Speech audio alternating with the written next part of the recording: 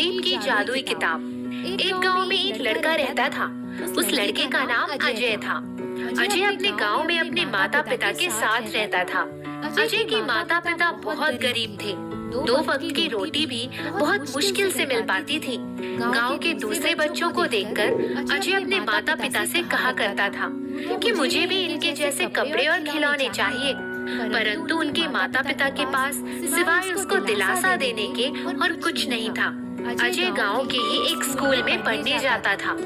अजय अपने स्कूल में पढ़ाई लिखाई में सबसे तेज था। वह अपनी कक्षा में हमेशा अधिक नंबर लाता था। उसके अधिक नंबर लाने के कारण स्कूल के फंक्शन में उसको खूब इनाम मिलता। गांव के लोग उसे बहुत प्यार करते थे। एक बार गांव में बाढ़ आ जाती है। उस बाढ़ में अजय का स्कूल बह जाता है। अजय के गांव में वही एक स्कूल था। अब अजय अपनी शिक्षा से वंचित हो जाता है। देखते ही देखते कई साल बीत जाते हैं। अजय अपनी सारी पढ़ाई लिखाई भूल जाता है। गांव से दूर एक स्कूल था। उस स्कूल में पढ़ने के लिए लाखों रुपयों की आवश्यकता थी, इसीलिए अजय का वहाँ एडमिशन नहीं हो सका।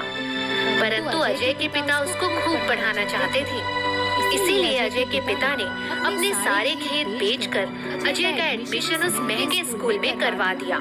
अजय अपनी सारी पढ़ाई लिखाई भूल चुका था, इसीलिए वह परीक्षा में फेल हो गया। अजय रोता हुआ घर आता है और अपने रिजल्ट के बारे में अपने पिता को बताता है। पिताजी, मैं फेल हो गया।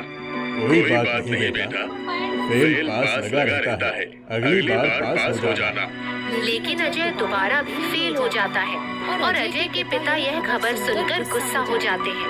अब तुम्हारे पास आखिरी मौका है। अगर इस बार तुम कक्षा में अव्वल नहीं आए तो तुमको घर से निकाल दिया जाएगा।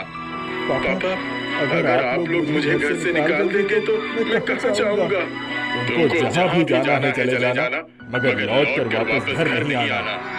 अजय के दोबारा फेल होने की खबर पूरे गांव में फैल जाती है और गांव के बूढ़े बच्चे सभी अजय का खूब मजाक उड़ाते हैं, खूब ताना देते हैं। वे अजय को फेलियर कहकर चिढ़ाते हैं। अजय का इन बातों से बहुत दिल दुखता है और वह रोता हुआ वहाँ से चला जाता है। अजय इस बार खूब मेहनत करता है और खूब मन लगाकर पढ़ाई करता है, मगर वह तीसरी बार भी फेल हो जाता है। अजय ने सोचा कि अगर वह घर जाएगा तो सारे लोग उसका मजाक उड़ाएंगे और उसको घर पर बहुत मार पड़ेगी। मारने पीटने के बाद उसको घर से निकाल दिया जाएगा। यह सब सोचकर अजय घर नहीं जाता, बल्कि कहीं और चला जाता है। अजय के घर वाले बहुत परेशान होते हैं। उन्होंने स्कूल जाकर देखा तो स्कूल में अजय नहीं मिला। फिर अजय के पिता और गांव वालों ने अजय को पूरे गांव में ढूंढा, मगर वह फिर भी नहीं मिला। शायद इस बार भी फेल हो गया है, इसलिए भाग गया। जब वो नहीं पढ़ पा रहा था तो उसको खेती-बाड़ी कराना चाहिए था। हाँ, शायद आप लोग ठीक कहते हो। अजय गांव से बहुत दूर जा चुका था। अजय को खुद भी नहीं मालूम था कि वह कहाँ जा रहा है। चलते चलते उसको एक झोपड़ी दिखी। अजय उस झोपड़ी के करीब गया और दरवाजा खटखटाया। अंदर से एक अजीबोगरीब व्यक्ति निकला और अजय को घर के अंदर बुलाया। अजय ने उस व्यक्ति को सारी बातें बताई। उस व्यक्ति ने अजय को कुछ बिस्किट दिए और बिस्किट खाकर वह सो गया। जब वह सुबह उस व्यक्ति के घर से जाने लगा तो उसने अजय को एक जादुई किताब दी और कहा, यह किताब तुम्हारी मदद करेगी। अजय ने किताब लिया और उस व्यक्ति को धन्यवाद देकर चला गया। अजय ने सोचा अपने घर लौटकर कभी नहीं जाऊंगा, मगर वह अपने गांव वालों को कुछ बनकर दिखाना चाहता था, इसीलिए वह चलते चलते शहर आ गया। अजय को शहर में एक स्कूल दिखाई पड़ा। अजय स्कूल के अंदर गया और वहाँ के टीचर से कहा, मुझे इस स्कूल में एडमिशन चाहिए, अपना रिजल्ट दिखाओ। अजय रिजल्ट दिखाता है। रिजल्ट देखकर वहाँ के टीचर ने अजय से कहा, तुम्हारा रिजल्ट तो बहुत खराब है, तुमको यहाँ कैसे एडमिशन दिया जाए? सर, मैं खूब मन लगाकर पढ़ूंगा। आप एक बार मुझे एडमिशन दे दीजिए। अजय की यह बात सुनकर टीचर ने कहा, ठीक है, कल हम तुम्हारा टेस्ट लेंगे। अगर तुमने टेस्ट पास कर लिया तो तुमको एडमिशन दे दिया जाएगा, वरना तुमको यहाँ एडमिशन नहीं मिल सकता। फिर अजय वहाँ से चला गया और फुटपाथ पर जाकर बैठ गया। वह सोचने लगा कि मुझे बहुत अधिक पढ़ना लिखना तो नहीं आता, आखिर मैं टेस्ट कैसे पास करूंगा। फिर उसने सोचा क्यों न कुछ पढ़ ही लिया जाए। उसने अपने बैग में हाथ डाला और एक किताब निकाली। उसके हाथ में वही किताब आई जो उस व्यक्ति ने उसको दिया था। अजय ने वह किताब खोली तो उस किताब से एक आवाज आई, अजय मैं तुम्हारे बारे में सब जानती हूँ। यह देखकर अजय हैरान रह गया कि किताब से आवाज कैसे आ रही है। अजय ने किताब से पूछा, तुम कौन हो? मैं एक जादुई किताब हूँ।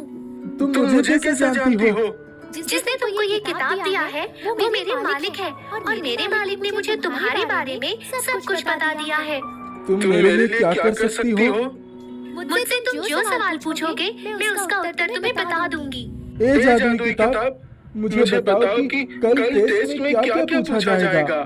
किताब ने अजय को वो सब बता दिया जो टेस्ट में अजय से पूछा जाने वाला था। तो अजय रात भर वही याद करता रहा। बहुत मेहनत और परिश्रम के बाद अजय ने वो सब याद कर लिया और टेस्ट देकर पास हो गया। इस तरह अजय को उस स्कूल में एडमिशन मिल गया। अजय उसी स्कूल में हॉस्टल में रहने लगा। जब भी उसकी परीक्षा आती वह जादुई किताब से सारे प्रश्न के उत्तर पूछ लेता और जादुई किताब उसे सारे उत्तर बता देती।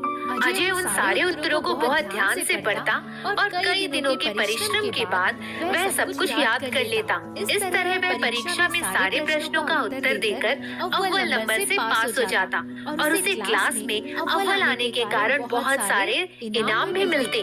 धीरे धीरे पास होते होते वह लॉ कॉलेज में पहुंच गया। लॉ कॉलेज में भी अव्वल नंबर से पास होकर वह बड़ा जज बन जाता है। अजय के जज बनने के बाद उसकी पोस्टिंग उसी के गांव की कचहरी में हो जाती है और सरकार की तरफ से उसे बड़ा सा बंगला मिलता है। उधर गांव में अजय के पिता को खून के झूठे इल्जाम में जेल हो चुकी होती है और एक दिन अजय के पिता की कचहरी में पेशी होती है। उस दिन अजय का कोर्ट में पहला दिन रहता है। अजय के पिता को बुलाया जाता है।